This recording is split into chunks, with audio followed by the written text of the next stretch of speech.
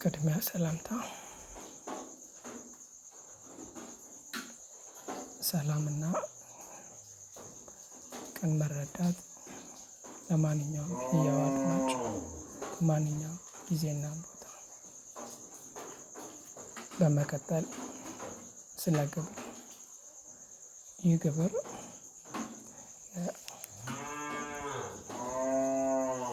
ፕላቶ ስራ የሆነው ሪፐብሊክ 2 ማንበብ ነው። አንባቢ ራሴን ራኤል ከዲም ብዬ የምጠራ የማነብበት ምክንያት ጠቃሚና አስደሳች ነው ብዬ ስላመንኩ አድማጭ እኔው ራሴው ማንኛውም የሚገጣጠመው። በመጨረሻ ንባብ። ከንባቡ በፊት ይህ ስዕል አለ። ይህ ስዕል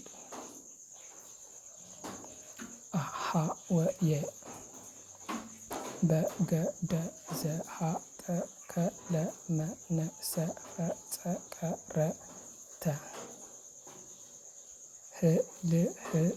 ህልህምስርስሽ ቅብብትችሃንኝ አ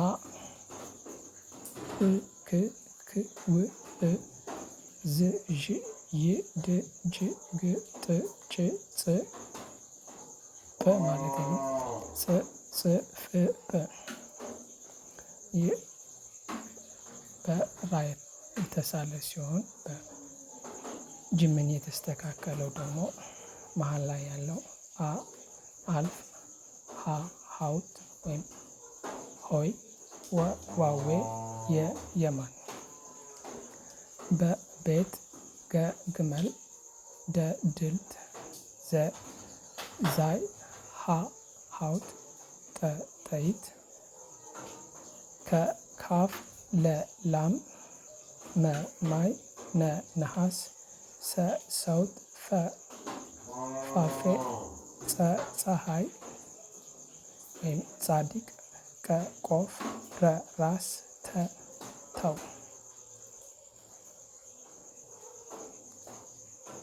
ንባብ። ሪፐብሊክ ዘ ሪፐብሊክ መጽሐፍ 2 ሶቅራጥስ ይላል። እነዚህን ነገሮች በተናገርኩ ጊዜ ከውይይቱ የተገላገልኩ መስሎኝ ነበር። ነገር ግን እንደ ሁኔታው ይህ ገና መግቢያው ብቻ ነበር። ምክንያቱም ግላውኮን ሁልጊዜም በነገሮች ሁሉ እጅግ ደፋር እንደመሆኑ አሁንም ትራሲማክስ የውይይቱን ዓላማ አቋርጦ እጅ መስጠት አልወደደም። እንዲህም አለኝ። የግላውኮን ንግግር ነው። ሶቅራጥስ ሆይ፣ ፍትሐዊ መሆን ከኢፍትሐዊነት በሁሉም ረገድ እንደሚበልጥ እኛን በእውነት ማሳመን ነው የምትፈልገው ወይስ እንዲሁ ያሳመንክ መስለህ እንድትታይ? ሶቅራጥስ በእርግጥ በእውነት ማሳመን ብችል እመርጣለሁ አልኩት። ግላውኮን እንግዲያውስ የምትፈልገውን አላደረክም፣ ንገረኝ። ለእኛ ለራሳቸው ብለን የምንወዳቸው ከእነርሱም በኋላ ከሚመጣው ውጤት የተነሳ ሳይሆን እንዲሁ በራሳቸው ደስ ስለሚሉን በጎ ነገሮች ያለ አመለካከት ምንድን ነው? ለምሳሌ ደስታ እና ምንም አይነት ጉዳት የሌላቸውን ከደስታ ውጭ ሌላ ውጤት የማይሰጡንን ተድላዎች እንደ ምሳሌ መጥቀስ ይቻላል። ሶቅራጥስ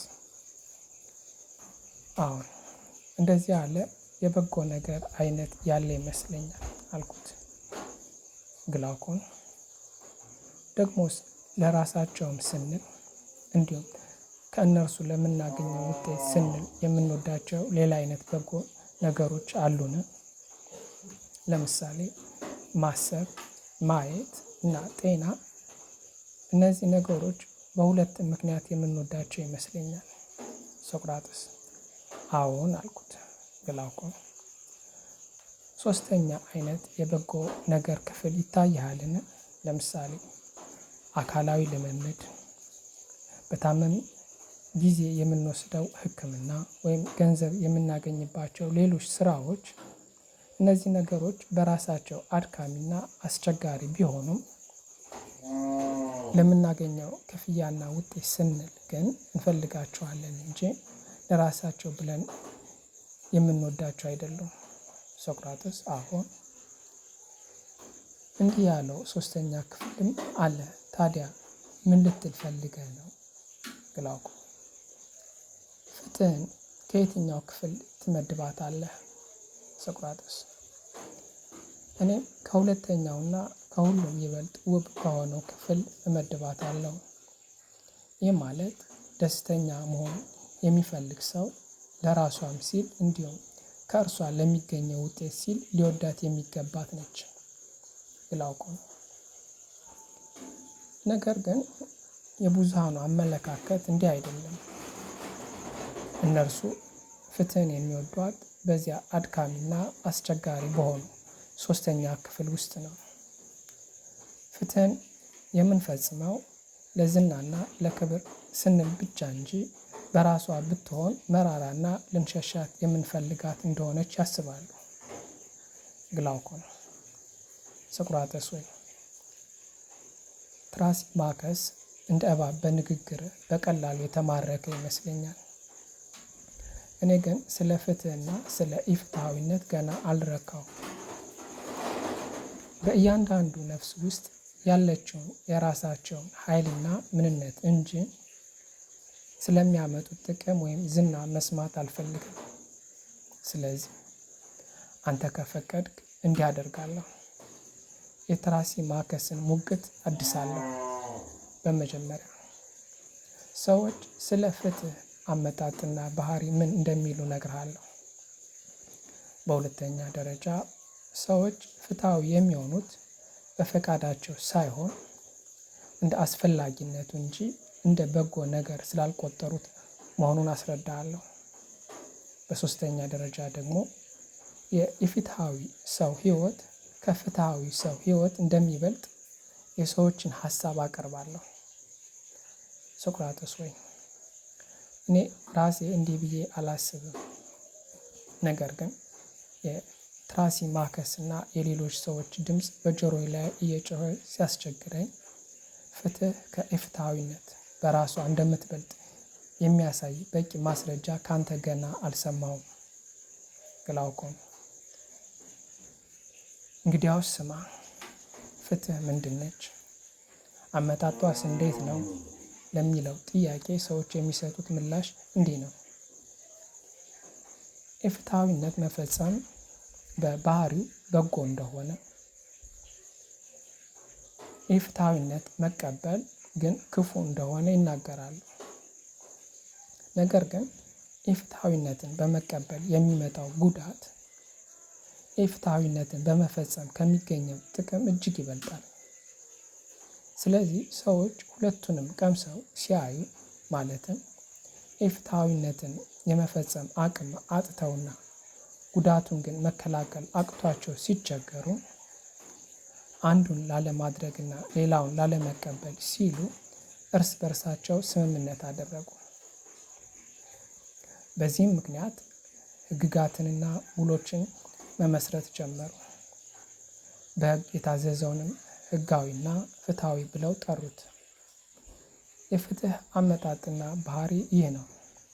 እርሷም በሁለት ጽንፎች መካከል ያለች መካከለኛ ናት።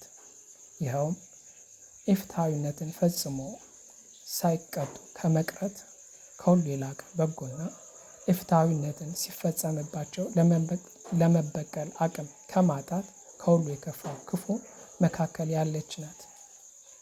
ሰዎች ፍትህን የሚወዷት እንደ በጎ ነገር ቆጥረዋት ሳይሆን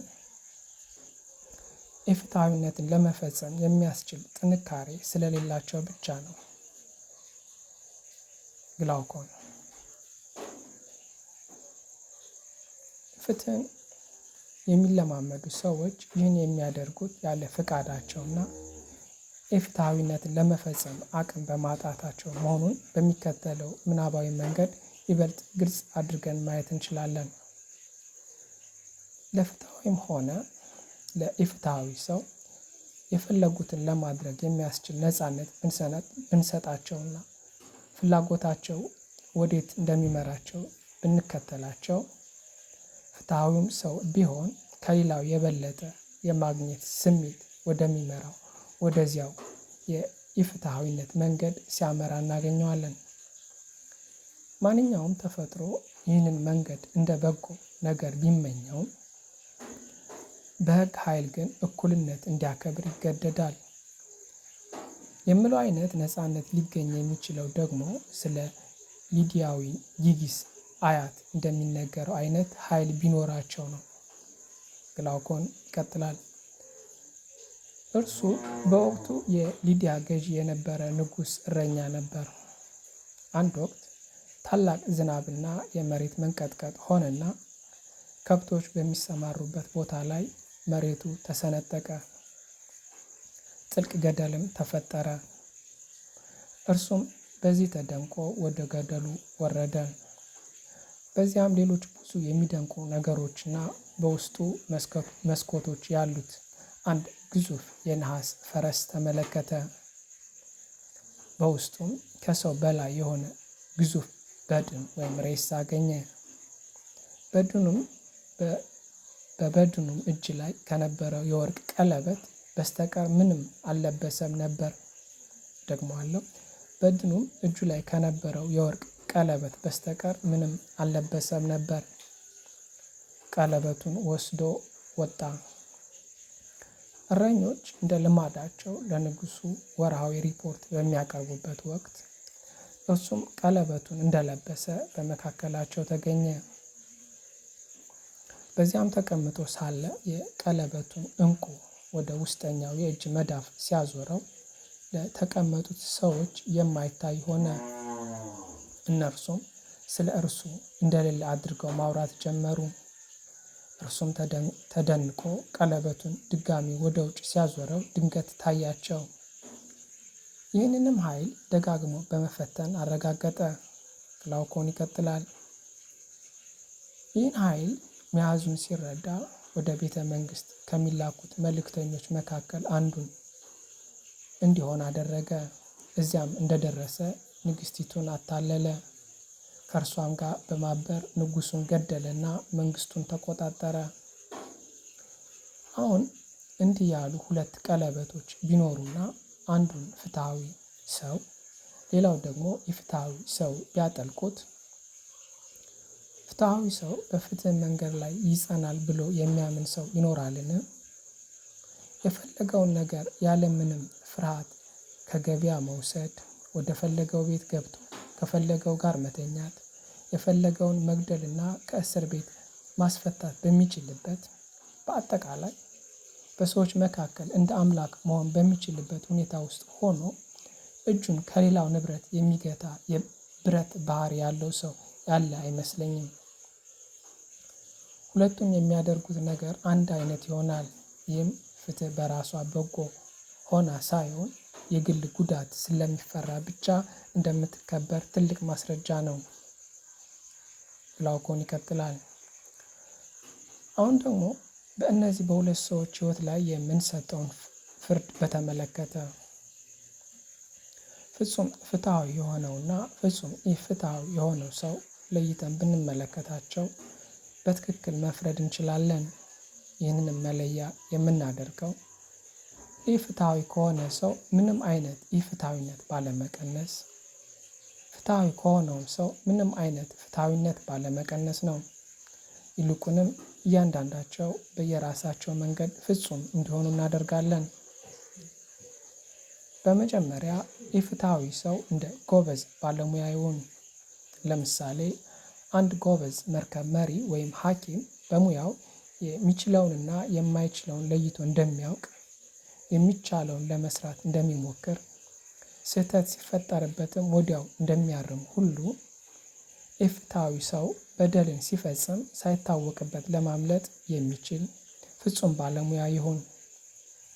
ምክንያቱም ተይዞ የተገኘ ሰውማ ብቃት የሌለው ደካማ በዳይ ነውና። የጥንካሬውም ጫፍ የሚታወቀው እጅግ ክፉ በደሎችን እየፈጸመ ሳለ በሰዎች ዘንድ ግን እንደ እጅግ ፍትሐዊ ሰው ሆኖ መታየት ሲችል ነው። ግላውኮን ይቀጥላል። በዚህ መንገድ ለኢፍትሐዊ ሰው ፍጹምነትን ከሰጠን በኋላ በአንጻሩ ደግሞ ፍጹም ፍትሐዊ የሆነን ሰው እንመልከት። እርሱም እንደ እስከልየስ አገላለጽ ሊመስል ሳይሆን ሊሆን የሚፈልግ ቀላልና ክቡር የሆነ ሰው ይሁን። ከእርሱም መታየትን እናስወግድ።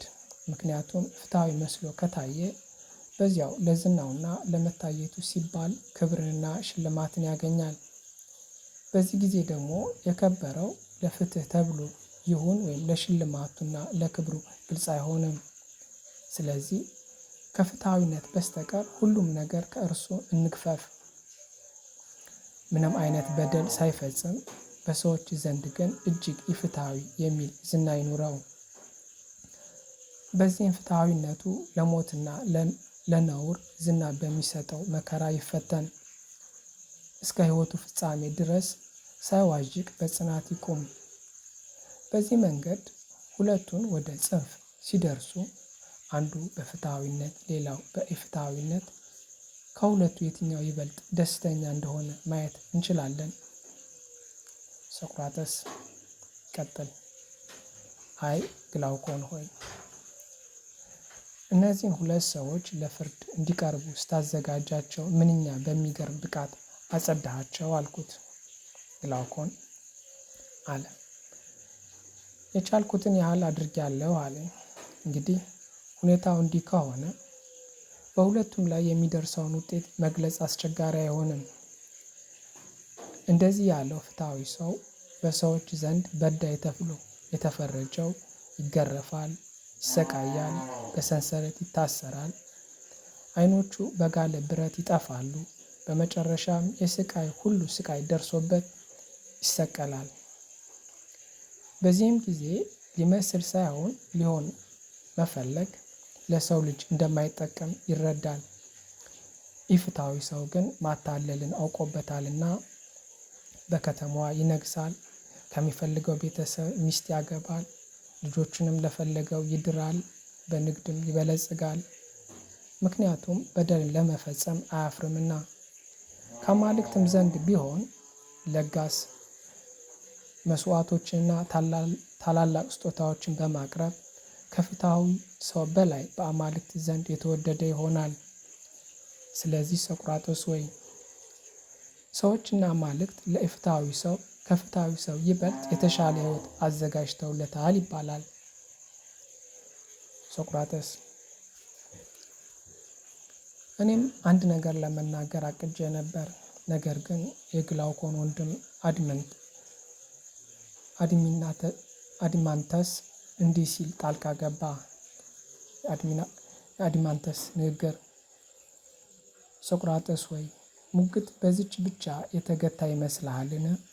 ሶቅራጠስ ታዲያ ሌላ ምን ይቀራል አልኩት።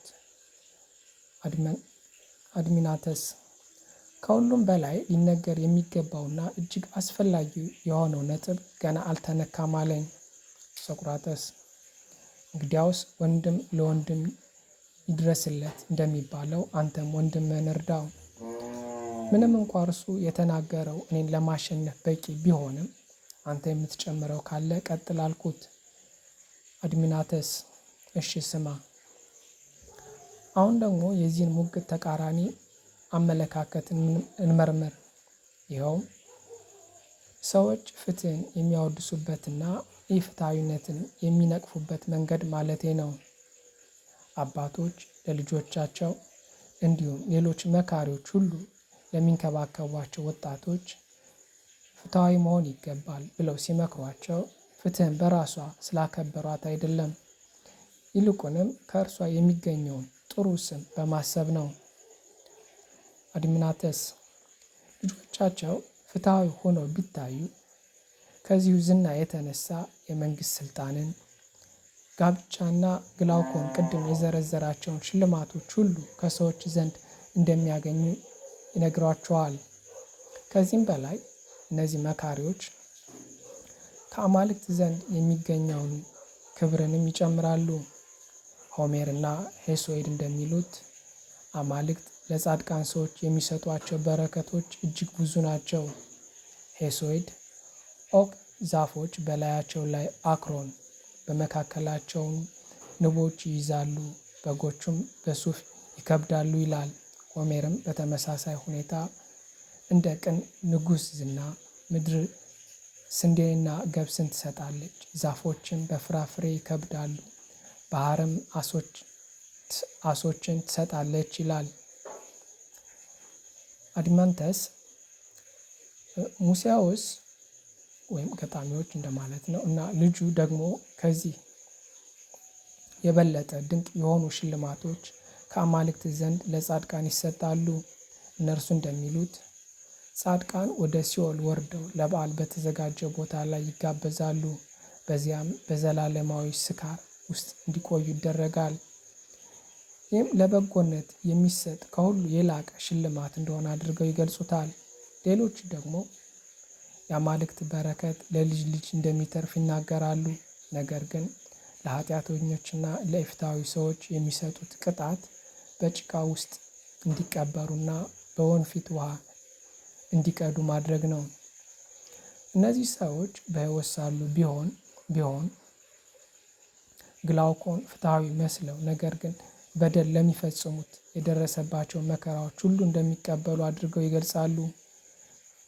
ከመዝሙረኞችና ከገጣሚዎች ንግግር ስለ ፍትህ እና ስለ በደል የሚነገረው ውዳሴና ነቀፋ ይህን ይመስላል። አድማንተስ ነገር ግን ሶቅራጥስ ሆይ ከእነዚህ ሁሉ ንግግሮች ይልቅ እጅግ የሚያስደንቀው ነገር ሰዎች ስለ በጎነትና ስለ አማልክት የሚሰጡት ምስክርነት ነው። ገጣሚዎችም ሆኑ ተራ ሰዎች በጎነትና ጥንቃቄ መልካም ቢሆኑም እንኳ አድካሚና አስቸጋሪ እንደሆኑ፣ ነውርና ኢፍትሐዊነት ግን ጣፋጭና በቀላሉ የሚገኝ መሆናቸውን፣ በሕግና በልምድ ብቻ ነውር ተብለው እንደሚጠሩ በጋራ ይስማማሉ። በተጨማሪ ኢፍትሐዊ የሆኑ ሰዎች ከፍትሐዊዎች ይልቅ ይበልጥ ደስተኞችና ባለጸጎች እንደሆኑ፣ እነዚህንም ሰዎች በሕዝብ ፊትም ሆነ በግል ለማክበርና ለማሞገስ ፈጣኖች ናቸው። ድሆችንና ደካሞችን ግን ምንም እንኳ ከእነዚያ የተሻለ በጎነት ቢኖራቸውም ዝቅ አድርገው ይመለከቷቸዋል። አድማንተስ ቀጠለ። ከሁሉ የሚገርመው ደግሞ ስለ አማልክት ያላቸው አመለካከት ነው። አማልክት ለብዙ በጎ ሰዎች መከራንና ክፉ ሕይወትን፣ ለክፉዎች ደግሞ ተቃራኒውን እድል እንደሚሰጡ ይናገራሉ። ተቅበዝባዥ ካህናትና ጠንቋዮች ወደ ባለጸጎች ደጃፍ እየሄዱ ከአማልክት ዘንድ በመስዋዕትና በጸሎት የሚገኝ ኃይል እንዳላቸው ይነግሯቸዋል። ይኸውም ሰውየው ራሱ ወይም አባቶቹ የፈጸሙት ወንጀል ቢኖር በደስታና በበዓላት የታጀበ ስርዓት በመፈጸም ሊታበስ እንደሚችል፣ እንዲሁም አንድ ሰው ጠላቱን መጉዳት ቢፈልግ ያ ጠላት ፍትሐዊ ይሁን አይሁን ግድ ሳይሰጣቸው አማልክትን በጥንቆላና በድግምት አሳምነው ጉዳት ማድረስ እንደሚችሉ ይናገራሉ። ለእነዚህም ሁሉ ማረጋገጫ ይሆን ዘንድ ገጣሚዎችን ይጠቅሳሉ። አንዳንዶችም ክፋት በቀላሉ እንደሚገኝ ሲገልጹ ወደ ክፋት የሚወስደው መንገድ አጭርና ለስላሳ ነው፣ እርሷም በቅርብ ትገኛለች። በጎነት ግን አማልክት ከላብ በስተጀርባ ኑሯታል ይላሉ። አድማንተስ ይቀጥላል። ሶቅራጥስ ሆይ እነዚህ ሁሉ ንግግሮች በወጣቶች ነፍስ ላይ ምን አይነት ተጽዕኖ ይኖሯቸዋል? በተለይም መልካም ተፈጥሮ ያላቸውና እንደ ንቦች ከተለያዩ ንግግሮች ማር የሚቀስሙት ወጣቶች እነዚህን ስለ በጎነትና ስለ ክፋት የሚነግሩትን ነገሮች ሲሰሙ በነፍሳቸው ምን ያስባሉ? ወጣቱ ለራሱ እንዲህ ብሎ ይጠይቃል። በምን አይነት የህይወት መንገድ ብጓዝ ነው የተሻለ ህይወት መምራት የምችለው? እውነተኛ ፍትሃዊ በመሆን ወይስ የሽንገላ ግንብ በመገንባት? ምክንያቱም ሰዎች እንደሚሉት ፍትሃዊ በሆንና ፍትሃዊ መሆኔ ግን ባይታወቅልኝ ምንም ጥቅም የለኝም። ይልቁም ድካምና መከራ ነው የሚተርፈኝ። ኢፍትሃዊ ሁኜ ግን የፍትሃዊነትን ስም ከተቀዳጀው መለኮታዊ ሕይወትን እኖራለሁ። ስለዚህ ጠቢባን እንደሚነግሩኝ መታየት ከእውነት ይበልጣል እና የደስታ ምንጭ ነው ካሉ እኔም ሙሉ በሙሉ ወደ ሽንገላ ግንብ መዞር የለብኝምን? ከኋላዬ የጥበብ ጥላ እየሳብኩኝ በፊቴ ግን ያችን አርኬሌስ የገለጻትን ተንኮለኛ ቀበሮ መያዝ የለብኝምን? አድማንተስ ይቀጥላል። ነገር ግን ይላል አንድ ሰው ክፉ መሆንና ሳይታወቁ መኖር ከባድ ነው። እኛም እንዲህ ብለን እንመልሳለን። ምንም አይነት ታላቅ ነገር ያለ ድካም አይገኝም። ቢሆንም ግን ወደ ደስታ ለመድረስ ከፈለግ በንግግሮቻችን የተቀዱትን ፈልገን መከተል ይኖርብናል። ሳይታወቅብን ለመኖር ደግሞ ምስጢራዊ ማህበራትንና ወገኖችን እናቋቁማለን። የንግግር ጥበብንም በመማር ህዝብንና ዳኞችን እናሳምናለን። በዚህም መንገድ በኃይል እንገዛለን ወይም በሽንገላ እናተርፋለን እንጂ አንቀጣም። ነገር ግን ከአማልክት መሰወርና እነርሱን ማሸነፍ አይቻልም ይባላል። ነገር ግን አማልክት ከሌሉ ወይም ለሰው ልጅ ጉዳይ ግድ ከሌላቸው እኛስ ለምን ስለ መሰወር እንጨነቃለን? አማልክት ካሉና ሰዎችም የሚጠነቀቁ ከሆነ ደግሞ ስለ እነርሱ የምናውቀው ከልማድና ከገጣሚዎች የዘር ሀረግ ውጭ በምን መንገድ ነው? እነዚህ ገጣሚዎች ደግሞ አማልክት በመስዋዕት በሽንገላ ጸሎትና በስጦታዎች እንደሚለወጡ ይነግሩናል። ስለዚህ ወይም ሁለቱን ማመን አለብን አሊያ ሁለቱን መተው አለብን። ማመን ካለብን ግን በደልን እየፈጸምን ከዚያ ከምናገኘው ትርፍ ለአማልክት መስዋዕት ማቅረብ ይሻለናል። አድማንተስ ይቀጥላል። ድጋሚ ይመስላል እደግመዋለሁ። አድማንተስ ነገር ግን አንድ ሰው እንዲህ ይል ይሆናል።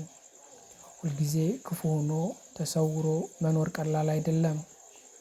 እኛም እንዲህ እንመልሳለን። ታላቅ ነገር ሁሉ ያለ ድካም አይገኝም። ቢሆንም ግን ወደ ደስታ ለመድረስ ከፈለግ በንግግሮቻችን የተቀደዱትን ፈልገን መከተል ይኖርብናል። ሳይታወቅብን ለመኖር ደግሞ ምስጢራዊ ማህበራትንና ወገኖችን እናቋቁማለን። የንግግር ጥበብንም በመማር ህዝብንና ዳኞችን እናሳምናለን።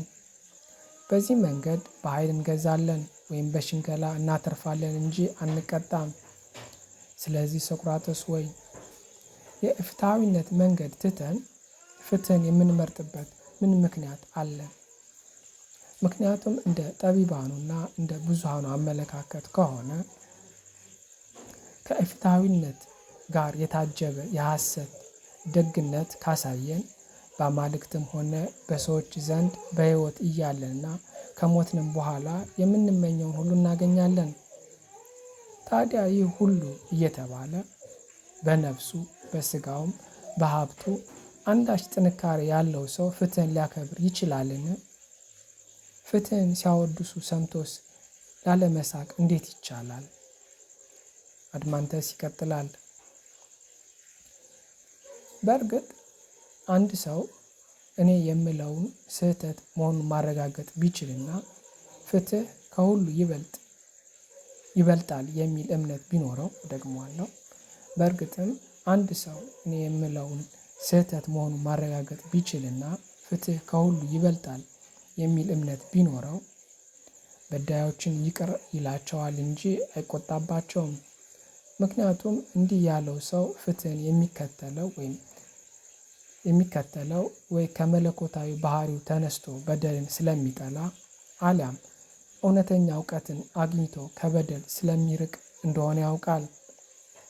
ከዚህ ውጭ ግን ማንም ሰው ፍትሃዊ የሚሆነው ወይ ድፍረት ስለሌለው አሊያ እርጅናና ወይም ሌላ ድክመት ስለመጣበት እንጂ በደልን የመፈጸም አቅም ቢኖረው ኑሮ ቀድሞ የሚበድለውን እርሱ በሆነ ነበር። ለዚህም ማስረጃው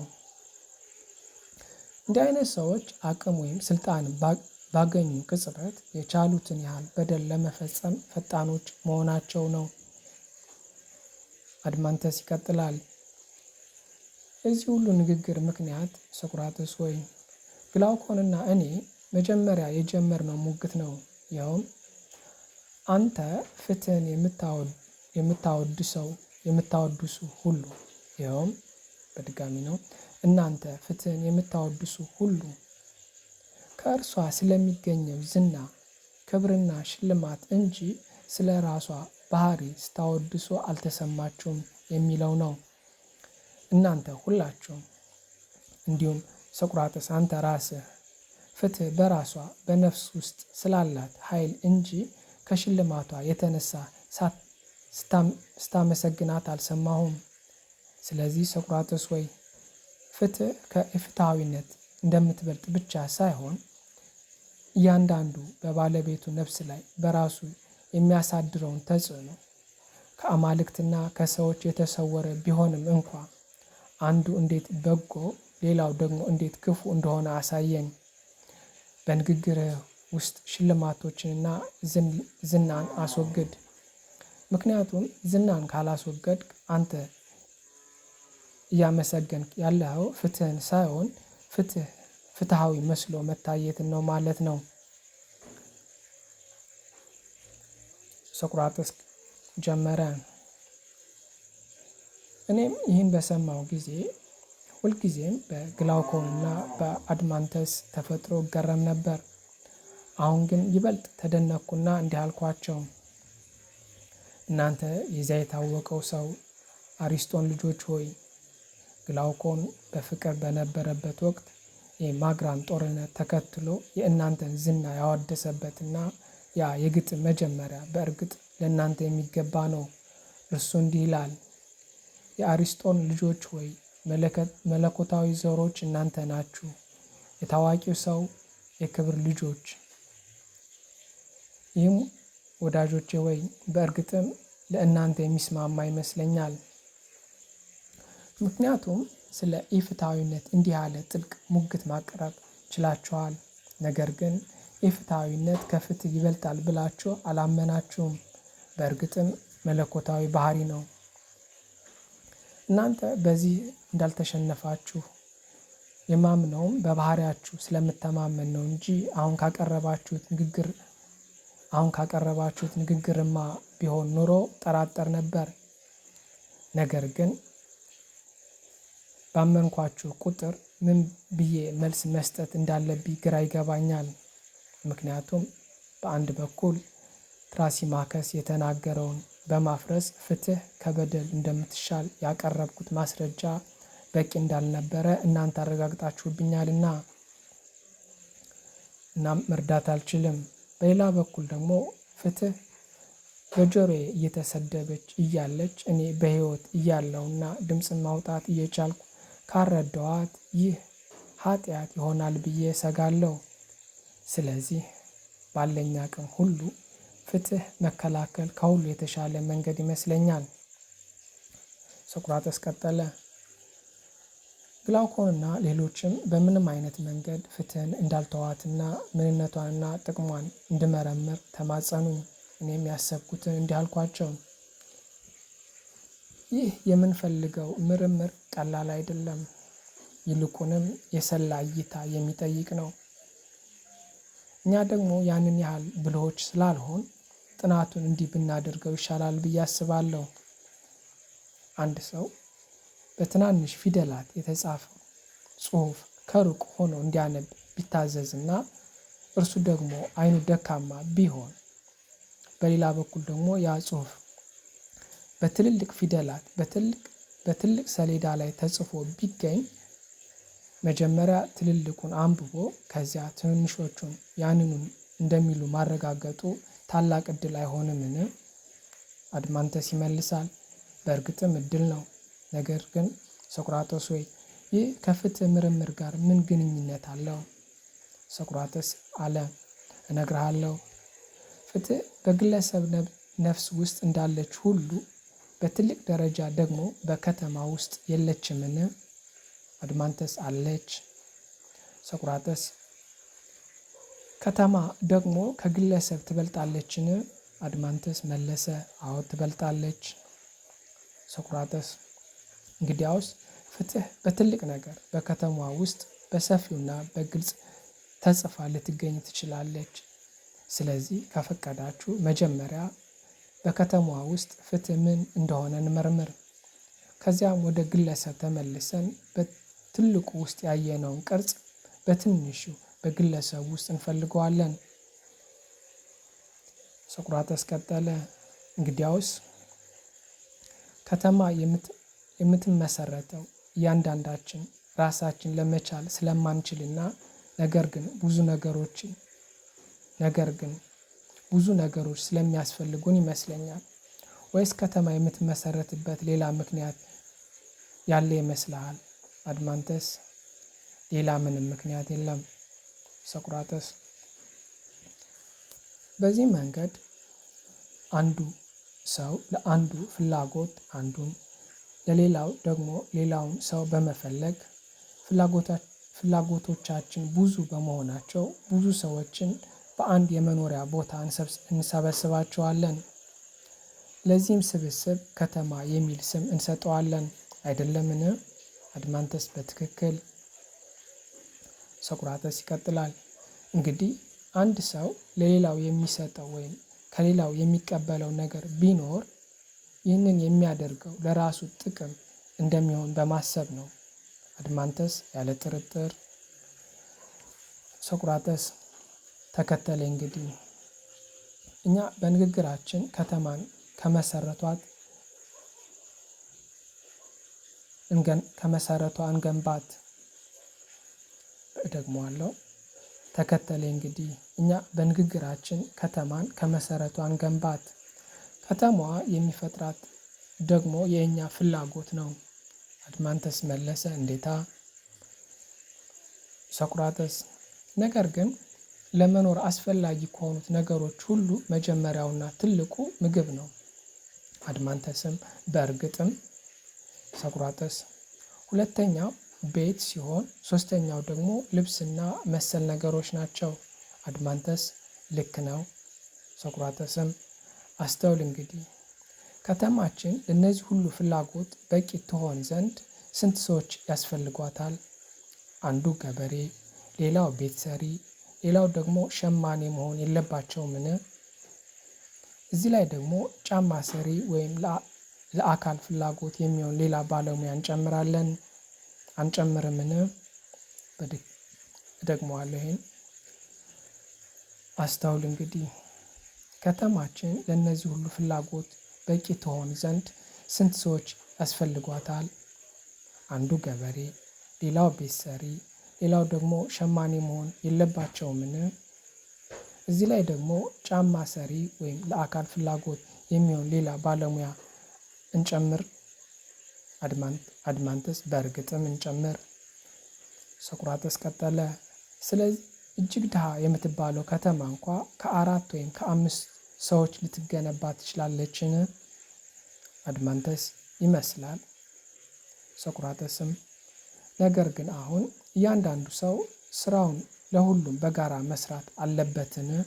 ለምሳሌ ያ ገበሬ አንድ ሰው ሆኖ ሳለ ለ4 የሚሆን ምግብ ያዘጋጃልን? ምግቡን ለማዘጋጀትና ለሌሎች ለማካፈል 4 እጥፍ ጊዜና ጉልበት ያጠፋልን?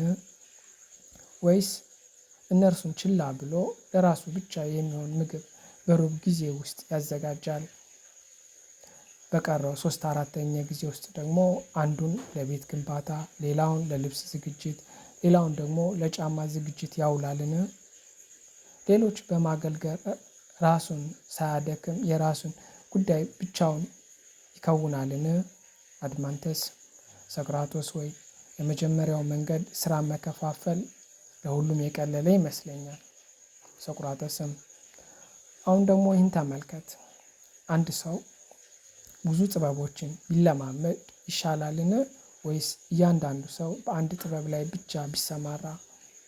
አድማንተስ መለሰ፣ አንድ ሰው በአንድ ጥበብ ላይ ብቻ ቢሰማራ ይሻላል። ሶቅራተስም በተጨማሪ ደግሞ አንድ ሰው የስራውን ወቅት ካሳለፈ ስራው እንደሚበላሽ ግልጽ ነው አይደለምን? አድማንተስ ግልጽ ነው አለ። ሶቅራተስም ምክንያቱም ስራው የባለሙያውን ትርፍ ጊዜ አይጠብቅም። ይልቁንም ባለሙያው የስራውን ተፈጥሮ ተከትሎ በወቅቱ መገኘት አለበት። አድማንተስም አዎን ግድ ነው። ሶቅራተስ እንግዲያውስ እያንዳንዱ ሰው እንደ ተፈጥሮው ለሚስማማው አንድ ተግባር ብቻ ተግቶ በትክክለኛው ጊዜ ሲሰራ ነገሮች ሁሉ በበለጠ ጥራት፣ በበለጠ መጠንና በበለጠ ቅልጥፍና ይከናወናሉ። አድማንተስ ፍጹም እውነት ነው። ሶቅራተስ እንግዲያውስ አድማንተስ ሆይ ለጠቀስናቸው መሰረታዊ ፍላጎት ብቻ 4 ዜጎች አይበቁንም። ገበሬው የሚያርስበትን ማረሻ ራሱ አይሰራም። ቤት ሰሪውም፣ ሸማኔውም፣ ጫማ ሰሪውም የሚጠቀሙባቸውን ብዙ መሳሪያዎች ራሳቸው አይሰሯቸውም። አድማንተስ እውነት ነው። ሶቅራተስ ስለዚህ አናጢዎች፣ አንጥረኞች እና ሌሎች መሰል ባለሙያዎች ወደ ትንሿ ከተማችን በመቀላቀል ቁጥሯን ያበዙታል። አድማንተስ በእርግጥም።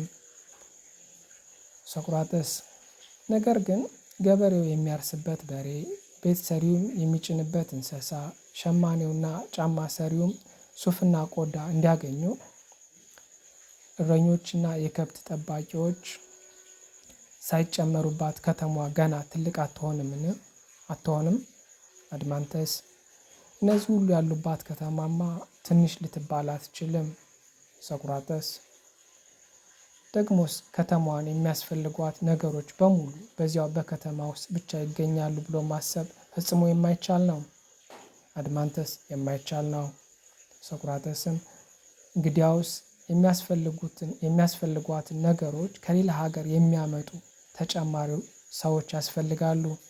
አድማንተስ ያስፈልጋሉ። ሶቅራተስም አሁን ደግሞ በዚሁ ከተማ ውስጥ ነዋሪዎች የየራሳቸው ምርት እርስ በርሳቸው እንዴት ይለዋወጣሉ? ከተማዋን የመሰረት ነውና ይህን ሽርክና የፈጠርነው ለዚህ ጉዳይ አይደለምን? ደግሞ አለው። አሁን ደግሞ በዚህ ከተማ ውስጥ ነዋሪዎች የየራሳቸውን ምርት እርስ በርሳቸው እንዴት ይለዋወጣሉ? ከተማዋን የመሰረት ነውና ይህን ሽርክና የፈጠርነው ለዚህ ጉዳይ አይደለምን? አድማንተስ በግልጽ እንደሚታወቀው በመሸጥና በመግዛት ነው አለኝ። ሶቅራተስ እንግዲያውስ ከዚህ ፍላጎት የተነሳ ገበያ እና ልውውጥ ለማቀላጠፍ የሚረዳ ገንዘብ ምልክት ሆኖ ያስፈልጋልና። አድማንተስ በእርግጥም። ሶቅራቶስ ታዲያ አንድ ገበሬ ወይም ሌላ ባለሙያ የሰራውን ምርት ወደ ገበያ ይዞ ቢመጣና እርሱ በሚመጣበት ሰዓት ምርቱን የሚለዋወጡ ሰዎች በገበያ ባይኖሩ ስራውን ትቶ ገበያ ላይ ተቀምጦ ይጠብቃልን? አድማንተስ በፍጹም። ይህን ክፍተት አይተው አገልግሎቱን የሚረከቡ ሰዎች አሉ። በጥሩ ሁኔታ በሚመሩ ከተሞች ውስጥ ይህን ስራ የሚሰሩት በአካላቸው ደካማ የሆኑና ሌላ ከባድ ስራ መስራት የማይችሉ ሰዎች ናቸው። እነርሱ በገበያ ቦታ ላይ ዘወትር በመገኘት ለመሸጥ ከሚፈልጉት በገንዘብ ገዝተው ለመግዛት ለሚፈልጉት ደግሞ መልሰው ይሸጣሉ። ሶቅራተስ ይህ ፍላጎት እንግዲህ በከተማችን ውስጥ ነጋዴዎችን ይፈጥራል። ምክንያቱም በገበያ ቦታ ተቀምጠው መሸጥና መግዛትን የሚያከናውኑትን ነጋዴዎች ስንላቸው በየከተሞች መካከል እየተዘዋወሩ የሚነግዱትን ደግሞ ጎብኚ ነጋዴዎች እንላቸዋለን። አይደለምን? አድማንተስ ልክ ነህ። ሶቅራተስ ከነዚህም በተጨማሪ በአእምሯቸው ለሽርክና ብዙም የማይመቹ ነገር ግን በአካላቸው ጠንካራ የሆኑ ሌሎች ረዳቶች አሉ። እነርሱም ጉልበታቸውን ይሸጣሉ። ለስራቸውም የሚከፈላቸውን ዋጋ ደሞዝ ብለው ስለሚጠሩት እነርሱም የቀን ሰራተኞች ይባላሉ። አድማንተስ በእውነት ሶቅራጥስ እንግዲህ የቀን ሰራተኞችም ወደ ከተማዋ በመጨመራቸው ከተማዋ አሁን ሙሉ ሆነች ማለት ይቻላል። አድማንተስ ሆይ ከተማችን አሁን ፍጹም ደረጃ ላይ ደረሰች። አድማንተስ ምናልባት ሶቅራጥስ ታዲያ ፍትህ ኢፍትሐዊነት በዚህ ከተማ ውስጥ የት ቦታ ይገኛሉ? ደግሞአለሁ። ታዲያ ፍትህና ኢፍትሐዊነት በዚሁ ከተማ ውስጥ የት ቦታ ይገኛሉ? አሁን ከጠቀስናቸው ክፍሎች ውስጥ ከየትኛው ጋር አብሮ የገቡ ይመስልሃል? አድማንተስ ሶቅራጥስ ወይ አላውቅም። ምናልባት በእነዚህ ሰዎች የጋራ ፍላጎትና ግንኙነት ውስጥ ይኖሩ ይሆናል። ሶቅራጥስ እንግዲህ በዚህ መንገድ የተደራጁት ሰዎች ምን አይነት ህይወት እንደሚመሩ እንመልከት። ምግብ አያዘጋጁምን? ወይንስ ጠጅ፣ ልብስ፣ ጫማስ ቤቶችንም አይገነቡንም? በበጋ ወቅት በብዛት ራሳቸውን ሳያስጨንቁና ባዶ እግራቸውን ሆነው ይሰራሉ። በክረምት ግን በሚገባ ይለብሳሉ።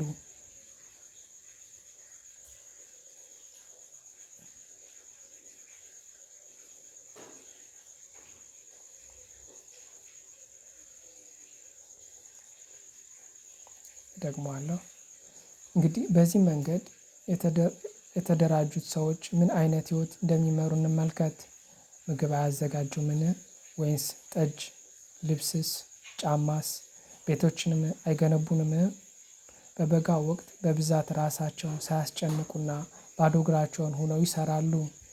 በክረምት ግን በሚገባ ይለብሳሉ እንዲሁም ይጫማሉ። ለምግባቸውም የሚሆን ከገብስ የተዘጋጀ ዱቄትና ከስንዴ የተፈጨ አሏቸው። አንዳንዱን ጋግረው ሌላውን አብኩተው በደንብ በተዘጋጀ ቅጠል ወይም በንጹህ ጭድ ላይ በሚያማምሩ የታጠቡ ኬኮችና ዳቦዎች መልክ ያቀርባሉ።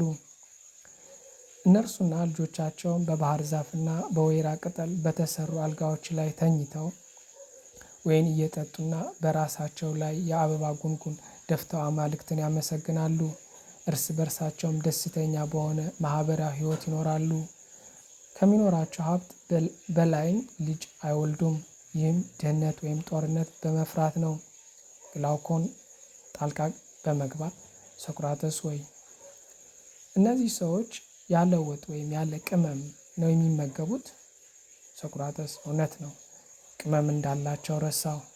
ጨው፣ የወይራ ፍሬ፣ አይብ እንዲሁም በገጠር እንደሚደረገው ሽንኩርትና አትክልቶችን ቀቅለው ይበላሉ።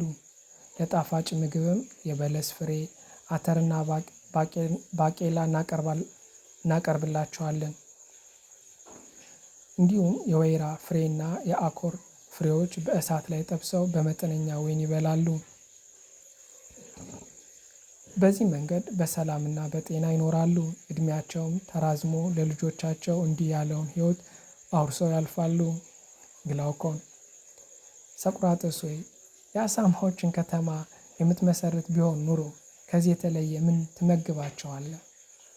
ዛሬ ሰዎች እንደሚያደርጉት ህይወታቸው ምቹ እንዲሆን በሶፋዎች ላይ ተኝተው ከጠረጴዛዎች ላይ እንዲመገቡ ዘመናዊ ወጦችና ጣፋጭ ምግቦች እንዲያገኙ ማድረግ አይገባምን? ሶቅራጥስ ገባኝ። እኛ አሁን እየፈለግን ያለነው ጤናማ ከተማ ብቻ ሳይሆን የቅንጦት ከተማን ጭምር እንደሆነ ተረዳው።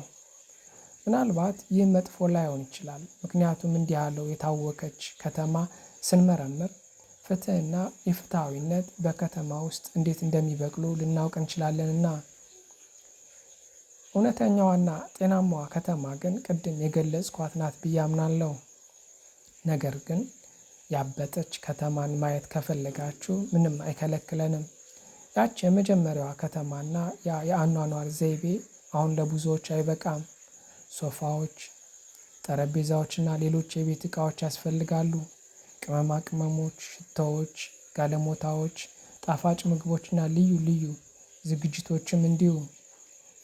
እንግዲያውስ ቅድም የገለጽናቸውን አስፈላጊ ነገሮች ምግብ፣ ቤት፣ ልብስ ብቻ በቂ አይሆንም። አሁን ስዕልና ጥልፍ ወደ ከተማዋ ማስገባት አለብን። ወርቅ፣ የዝሆን ጥርስና ሌሎች የቅንጦት እቃዎችንም ማግኘት ይኖርብናል አይደለምን? ግላውኮን አዎ። ሶቅራጠስ እንግዲህ ከተማዋን ማሳደግ አለብን። ያቺ ጤናማዋ ከተማ አሁን አትበቃም። ከተማዋ አሁን በብዙዎች መሞላት አለባት። እነርሱም ለፍላጎት ሳይሆን ለቅንጦት የሚሰሩ ናቸው። ለምሳሌ አዳኞች፣ ሰዓሊዎች፣ ሙዚቀኞች፣ ገጣሚዎችና የእነርሱ ረዳቶች፣ ተዋናዮች፣ የዳንስ ባለሙያዎችና የቲያትር ዕቃ ሰሪዎች እንዲሁም ልዩ ልዩ ጌጣጌጦችን የሚሰሩ ባለሙያዎች፣ ብዙ ረዳቶችም ያስፈልጉናል። የህፃናት ጠባቂዎች፣ ሞግዚቶች፣ አልባሾች፣ ፀጉር ቆራጭና ወጥ አብሳዮች ያስፈልጉናል።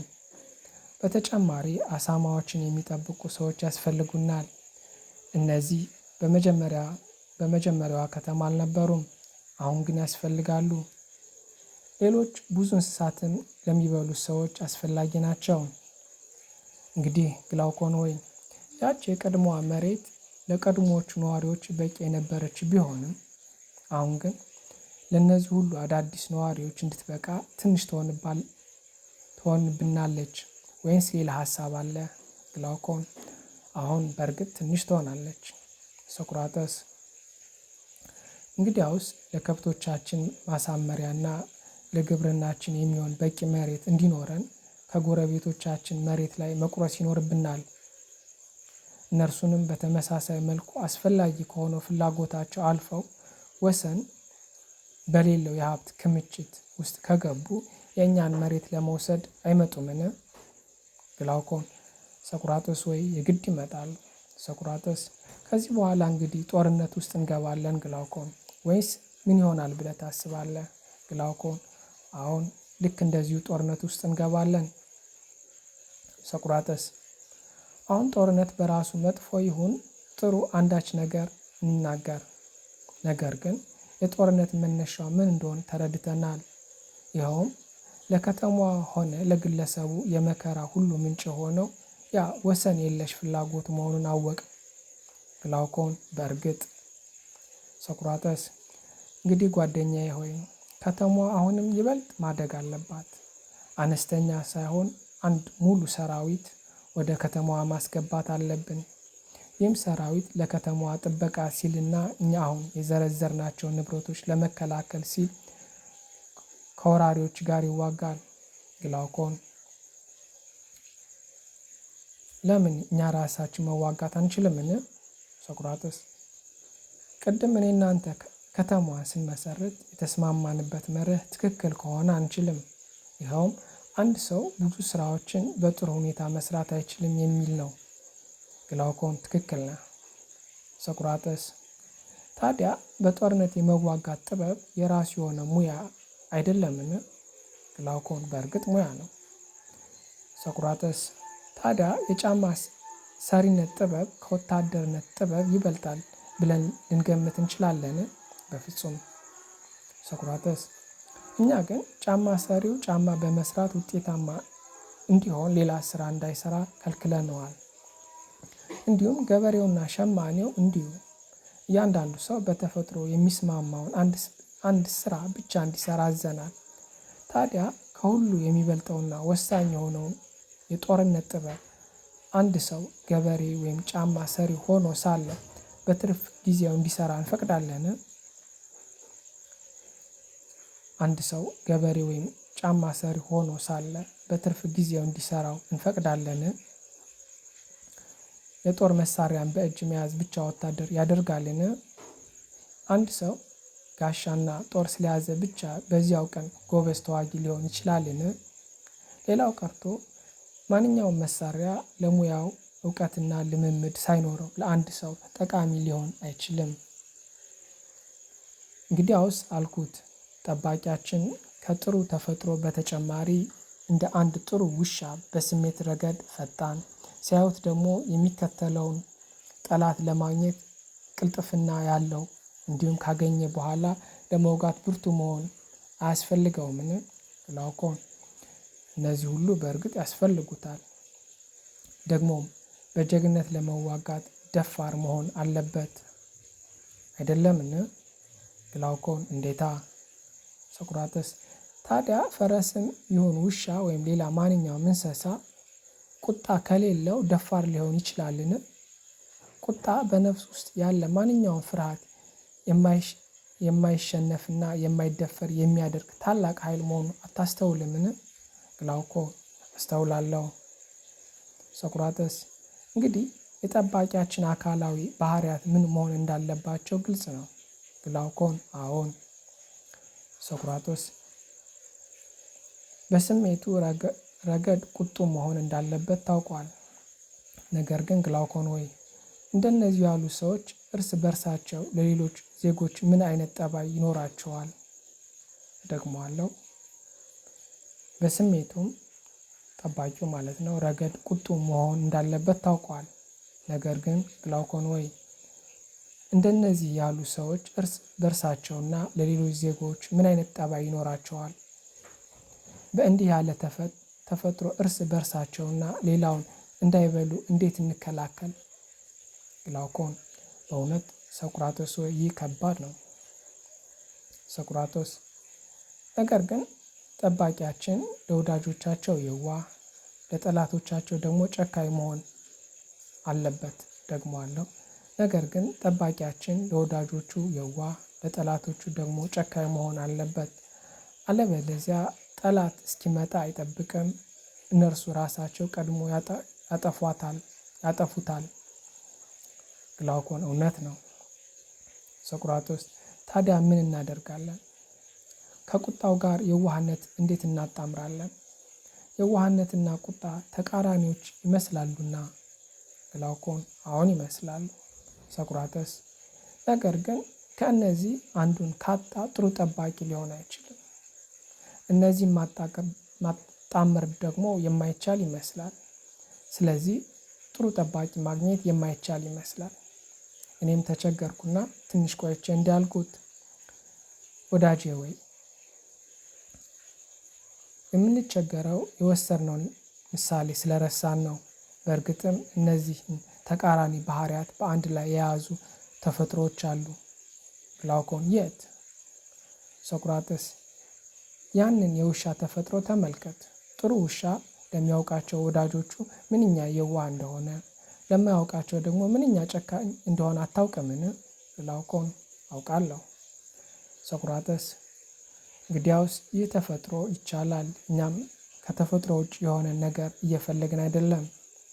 ታዲያ ጠባቂያችን ከቁጣው በተጨማሪ የጥበብ አፍቃሪ መሆን ያለበት አይመስልህምን? ግላውኮን እንዴት? አልገባኝም። ሶቅራጥስ ይህም በውሻው ላይ የምታየው አስደናቂና የጥበብ ባህሪ ነው። እንዲህ አልኩት፣ እነዚህ ሰዎች በእኛ ዘንድ እንዴት እናሳድጋቸዋለን?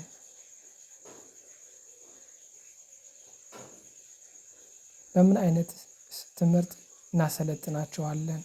ይህንንስ መመርመራችን የጥናታችን ዋና ዓላማ የሆነው ፍትህና ኢፍትሐዊነት በከተማ ውስጥ እንዴት እንደሚበቅሉ ለማወቅ ይረዳን ይሆን? ግላውኮን ሆይ እዚህ ላይ የተዘለለ የሚመስል አለና ልመለስ።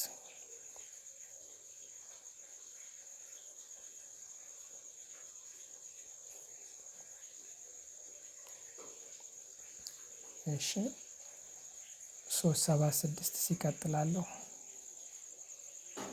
እንዲህ አልኩት፣ እነዚህ ሰዎች በእኛ ዘንድ እንዴት እናሳድጋቸዋለን? በምን አይነትስ ትምህርት እናሰለጥናቸዋለን? ይህንንስ መመርመራችን የጥናታችን ዋና ዓላማ የሆነውን ፍትህና ኢፍትሐዊነት በከተማ ውስጥ እንዴት እንደሚበቅሉ ለማወቅ ይረዳን ይሆን? ግላውኮን ውይይቱ ረጅም እንዳይሆንብንና ነገር ግን አስፈላጊውን ነጥብ እንዳንዘነጋ ተጠንቅቀን መርምር። ግላውኮን ወንድም አድማንተስ በእርግጥም ሶቅራጥስ ወይ ይህ ምርመራ ለፈለግነው ዓላማ እጅግ እንደሚረዳ ተስፋ አደርጋለሁ። ሶቅራጥስ እንግዲያውስ በአማልክት ይሆንብኝ ወዳጄ ወይ ምርመራው ረጅም ቢሆንም እንኳ ልንተወው አይገባም። አድማንተስ በጭራሽ። ሶቅራጥስ ተከተለኝ እንግዲህ እኛ በንግግራችን ልክ ለትርፍ ጊዜያቸው ተረት እንደሚተርኩት ሰዎች የእነዚህን ሰዎች ትምህርት ከመሰረቱ እንገንባ። መልካም ነው፣ እናድርገው። ሶቅራጥስ ታዲያ ትምህርቱ ምንድን ነው? ከጥንት ጀምሮ ከነበረውና ከተገኘው ትምህርት የተሻለ ሌላ ትምህርት ማግኘት ይቻላልን? ይህም ለስጋ ጂምናስቲክ፣ ለነፍስ ደግሞ ሙዚቃ ነው። አድማንተስ አዎ እሱ ነው። ሶቅራጥስ እንግዲያውስ ትምህርቱን ከጂምናስቲክ ይልቅ በሙዚቃ ብንጀምር አይሻልምን? ይሻላል።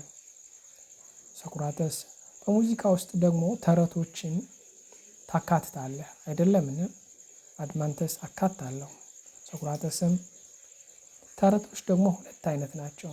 አንደኛው እውነት ሲሆን ሌላኛው ደግሞ ሐሰተኛ ነው። እኛ ደግሞ ትምህርቱን በሁለቱም እንጀምራለን። ነገር ግን መጀመሪያ በሐሰተኞች በተረቶቹ ነው። አድማንተስ እንዴት እንደምትል አልገባኝም። ሶቅራጥስ ሕፃናት መጀመሪያ ትምህርት የሚጀምሩት በተረት መሆኑ አታውቅም? ተረቶች ደግሞ በአጠቃላይ ሲታዩ ሐሰተኛ ቢሆንም በውስጣቸው ግን የተወሰነ እውነት ይይዛሉ። እኛም ከጂምናስቲክ በፊት ሕፃናትን በእነዚህ ተረቶች እናስተምራቸዋለን። አድማንተስ ልክ ነው። ሶቅራጥስ ይህ ነው እንግዲህ እኔ ትምህርት መጀመሪያ በሙዚቃ ይጀምራል ልል የፈለግኩት። አድማንተስ በትክክል ተረድቻለሁ። ሶቅራጥስ እንግዲህ ለማንኛውም ስራ መጀመሪያ ከሁሉ ይበልጥ አስፈላጊው ክፍል ደግሞአለው። ሶቅራጥስ እንግዲህ ለማንኛውም ስራ መጀመሪያው ከሁሉ ይበልጥ አስፈላጊውን ክፍል መሆኑን አታውቅምን? በተለይም ገና ለታዳጊና ለለሰለሰ ተፈጥሮ። ምክንያቱም በዚያ ወቅት ነው ማንኛውም አሻራ በነፍስ ላይ በቀላሉ የሚታተመውና የሚቀረጸው። አድማንተስ ፍጹም እውነት ነው።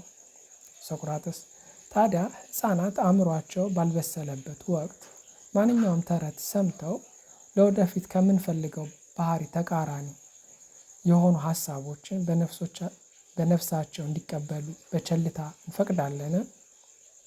አድማንተስ በምንም አይነት ሁኔታ አንፈቅድም።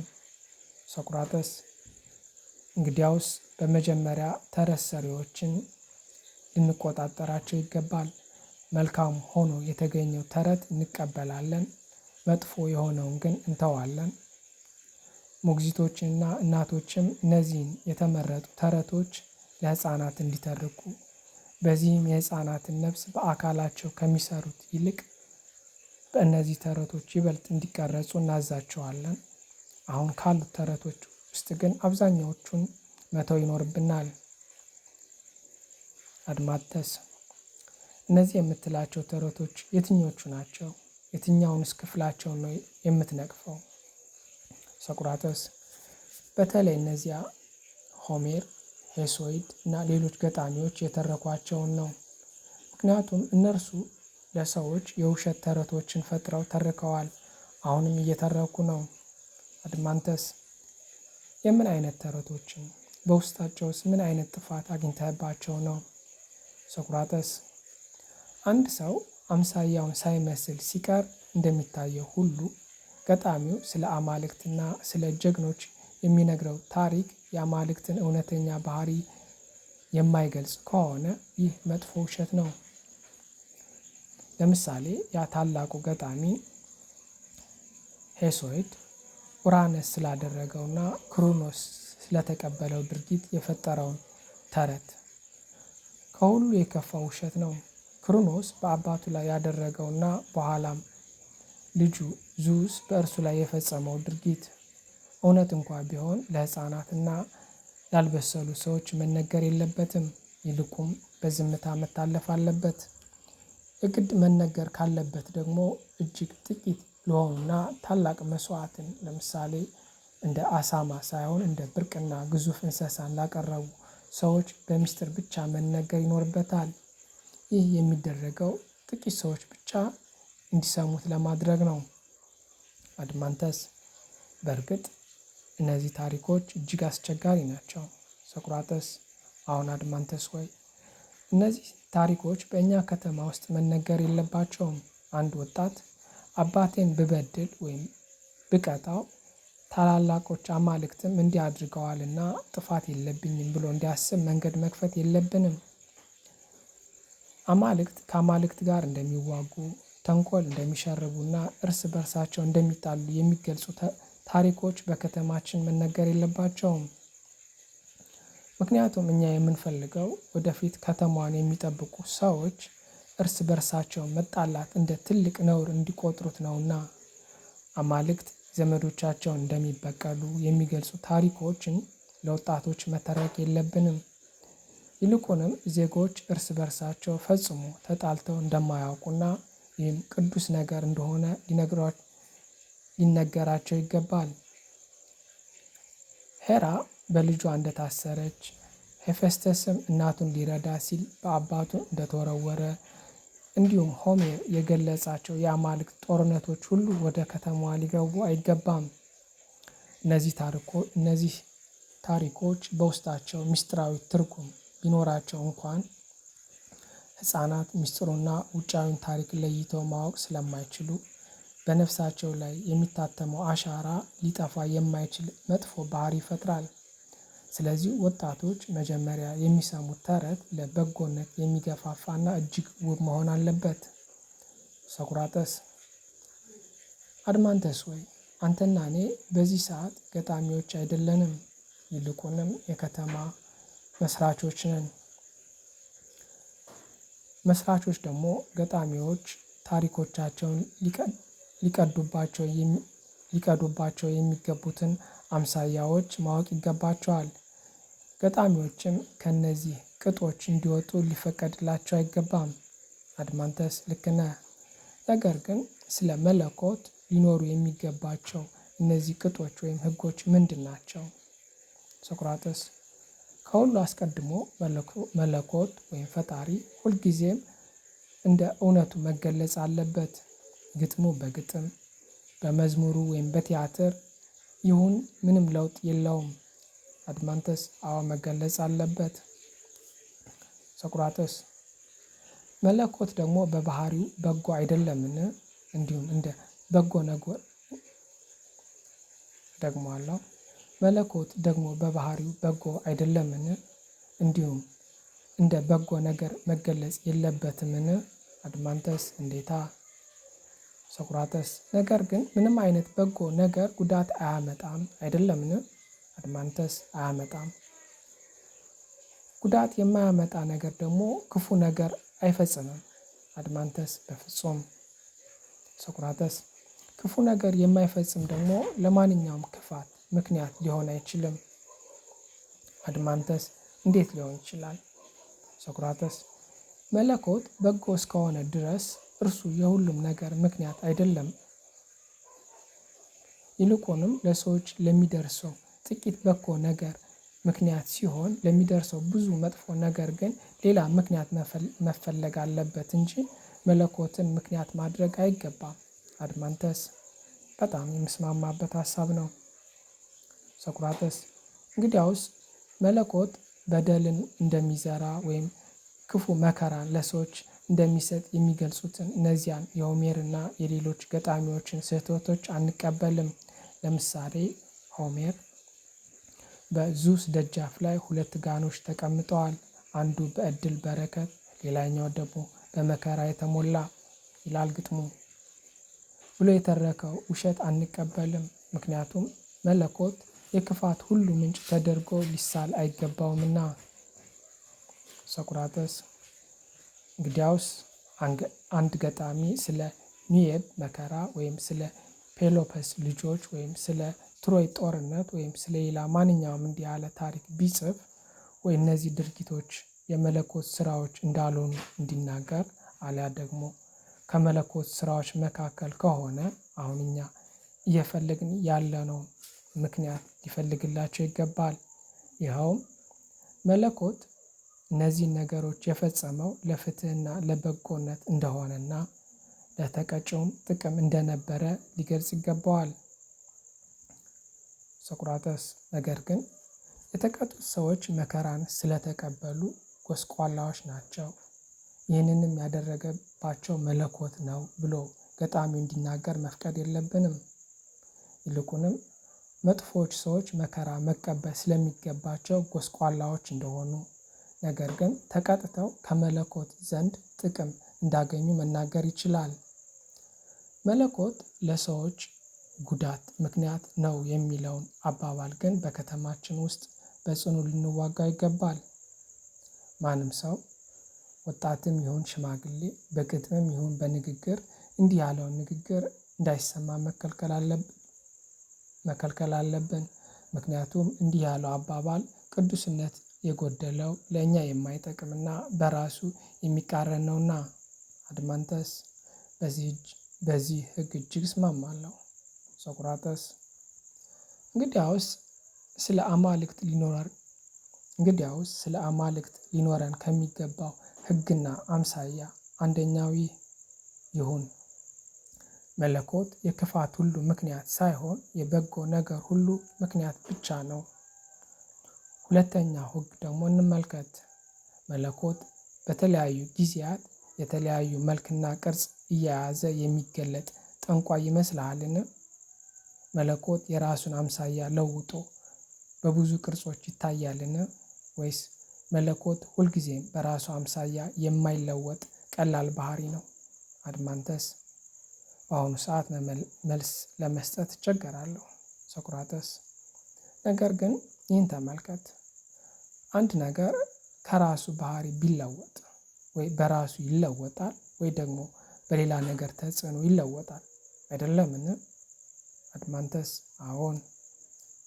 ታዲያ ከሁሉ በላይ መልካም በሆነ ሁኔታ ላይ ያሉ ነገሮች በሌላ ነገር ተጽዕኖ የመለወጥ እድላቸው አነስተኛ አይደለምን? ለምሳሌ በምግብ በመጠጥና በስራ ምክንያት አካል ይለወጣል። ነገር ግን በጣም ጤናማና ብርቱ የሆነ አካል በሌላ ተጽዕኖ የመለወጥ እድሉ አነስተኛ ነው። አድማንተስ በእርግጥ። ሶቅራጠስ በተመሳሳይ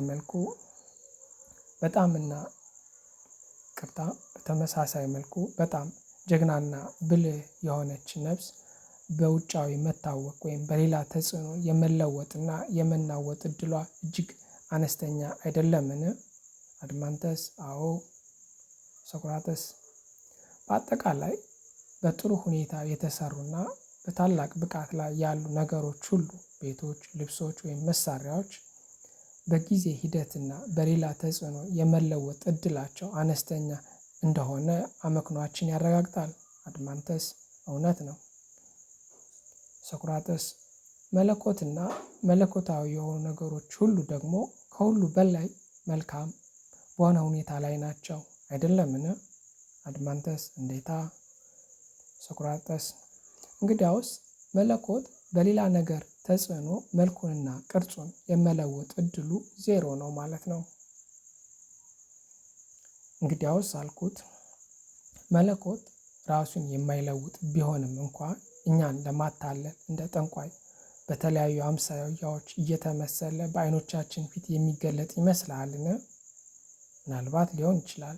ሶቅራጠስ ምን? መለኮት በቃሉ ወይም በድርጊቱ ሐሰተኛ ሊሆን ይችላልን? በዓይኖቻችን ፊት ምስል በማቅረብ ሊያታልለን ይፈልጋልን? አድማንተስ አላቅም። ሶቅራጠስ እንግዲያውስ እውነተኛው ሐሰት በአማልክት ሆነ በሰዎች ዘንድ እጅግ የተጠላ መሆኑ አታውቅምን? አድማንተስ ምን ማለት ነው? ሶቅራጠስ እኔ የምለው ማንም ሰው ቢሆን በነፍሱ ውስጥ በጣም አስፈላጊ በሆነ ማንነቱ ስለ እውነተኛ ነገሮች መታለልን፣ መሳሳትንና አለማወቅን አይፈቅድም። በዚያ ስፍራ በነፍሱ ሐሰትን ማስተናገድ ለማንም ቢሆን እጅግ የሚከብድና የሚጠላ ነገር ነው። አድማንተስ በእርግጥ። ሶቅራጠስ እንግዲህ አሁን ያልኩት በነፍስ ውስጥ ያለው ድንቁርናና ስህተት እውነተኛው ሐሰት ይባላል። ምክንያቱም በንግግር የሚገለጥ ሐሰት የእውነተኛ ሐሰት ምስል ወይም ነጸብራቅ እንጂ ፍጹም ንጹህ ሐሰት አይደለም። ይህ እውነተኛ ሐሰት በአማልክትም ሆነ በሰዎች ዘንድ የተጠላ ነው። ነገር ግን በንግግር የሚገለጥ ሐሰት መቼ ነው ጠቃሚ የሚሆነው? ጠላትን ለመከላከል ወይ ወዳጆቻችን በድንቁርናና በእብደት ምክንያት ክፉ ነገር ሊያደርጉ ሲሉ እንደ መድኃኒትነት ተጠቅመን ከክፋት ለመመለስ ስንፈልግ ጠቃሚ አይደለምን? አድማንተስ አዎ ጠቃሚ ነው። ሶቅራጥስ ደግሞም ቅድም በጠቀስናቸው ተረቶች ውስጥ ስለ ጥንታዊ ነገሮች እውነቱን ስላላወቅ ሐሰቱን ከእውነት ጋር በማመሳሰል ለጥቅም እንጠቀምበታለን አይደለምን? አዎን እንጠቀምበታለን። ሶቅራጥስ ታዲያ ከእነዚህ ምክንያቶች ውስጥ መለኮት ሐሰተኛ እንዲሆን የሚያስገድደው የትኛው ነው? ስለ ጥንታዊ ነገሮች እውነቱን ስለማያውቅ ወይም ስላላወቀ አይደለም። ደግሞአለው። ታዲያ ከእነዚህ ምክንያቶች ውስጥ መለኮት ሐሰተኛ እንዲሆን የሚያስገድደው የትኛው ነው? ስለ ጥንታዊ ነገሮች እውነቱን ስላላወቅን አይደለምን ሐሰትን የምንፈጥረው? አድማንተስ ይህማ ለአምላክ ስድብ ነው። ሶቅራጥስ እንግዲያውስ መለኮት ሐሰተኛ ገጣሚ አይደለም። አድማንተስ በፍጹም አይደለም። ሶቅራጥስ ወይስ ጠላቶቻችን ስለሚፈራ ነው የሚዋሸው? ደግሞአለው። ወይስ ጠላቶችን ስለሚፈራ ነው የሚዋሸው? አድማንተስ ከቶውንም አይሆን። ሶቅራጥስ እንግዲያውስ መለኮት በንግግርም ሆነ በድርጊቱ ፍጹም ቀላል እና እውነተኛ ነው። ራሱን አይለውጥም። ሌሎችንም በምስል በንግግር ወይም በምልክት በንቀትም ሆነ በህልም አያታልልም። አንተ ስትናገር እኔም እንዲሁ አምናለሁ አለ አድማንተስ።